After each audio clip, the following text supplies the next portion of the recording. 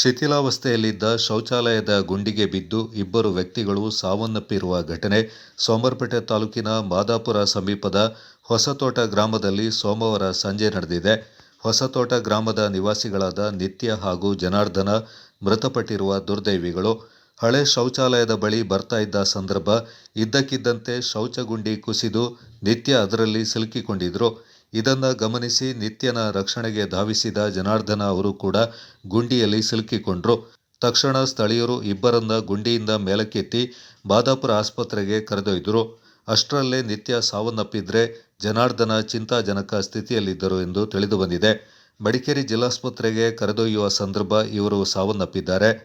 ಮಡಿಕೇರಿ ಶಾಸಕ ಡಾಕ್ಟರ್ ಮಂತ್ರಗೌಡ ಅವರು ಆಸ್ಪತ್ರೆಗೆ ಭೇಟಿ ನೀಡಿ ಮೃತರ ಕುಟುಂಬಸ್ಥರಿಗೆ ಸಾಂತ್ವನ ಹೇಳಿ ಸರ್ಕಾರದಿಂದ ಸೂಕ್ತ ಪರಿಹಾರದ ಭರವಸೆ ನೀಡಿದ್ದಾರೆ.